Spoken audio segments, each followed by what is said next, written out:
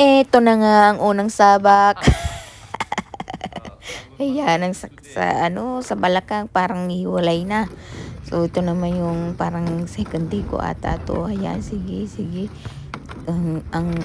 Aray, aray, sakit. Parang yung balakang ko hihiwalay sa katawan ko. Tapos ito, pang 5 araw. Sige, sige, ikot-ikot. Ikot-ikot lang.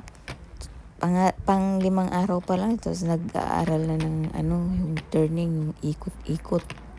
Paano umikot. Tapos yung tuhod ko at balakang ko dyan para nang hihiwalay sa kaluluwa ko. Sobrang sakit talaga. Ay naku, dahil pag ito talaga hindi pa ako matuto niyan, ay naku, lilipad talaga ako. Ay naku, grabe, nanggigigil ako dyan. Nanggigigil talaga ako na sana matuto ko umikot. Umikot to, parang mag-i-spin ka talaga. So, ganon. Gusto ko talagang matuto umikot kasi parang ang laya-laya mong tingnan. Parang ganun, parang wala kang problema. Parang kang nasa hangin ka lang. Parang kang wala lang. Parang ang gaan-gaan ng buhay ba? Kayong mga day, anong mga gusto nyo? Anong mga karanasan nyo? Kayong nag-skate ba kayo? Try nyo kaya mag-skate para... Grabe, ang sarap sa feelings kapag natuto kang mag-skate. Sa unang araw pa lang talagang alam ko na gustong gusto ko yung sport na yan. Na skate na yan. Grabe, ang sarap sa feelings. Sobrang yung freedom talaga, day. Mga day.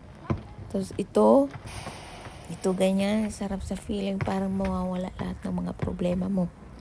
Oo. Tapos hindi lang problema. Stress reliever pa talaga siya. Tapos, try nyo. Hindi lang pang stress reliever, parang sexy ka pa ata. Babawas pa ang yung timbang, ewan ko. Feeling ko ang taba-taba ako kasi dyan. Kaya magpapasexy talaga ako para sa aking asawa. Char lang.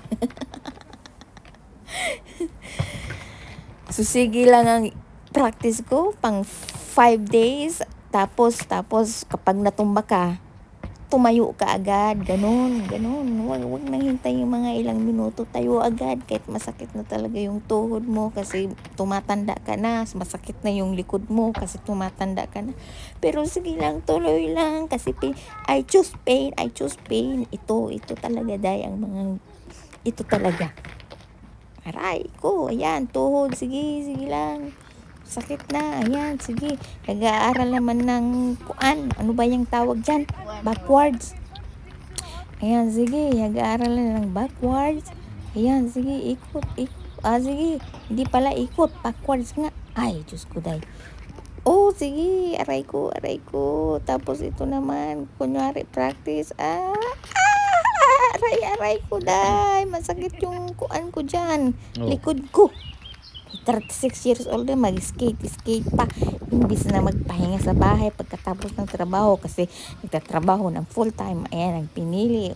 Karoon na yung sakit sa katawan. Yan, sakit sa katawan. Tapos, sige lang ang practice hanggang sa sumakit talaga ang katawan ng todo from head to toe. Yan, pinili talaga. Okay, bye. Wait pala,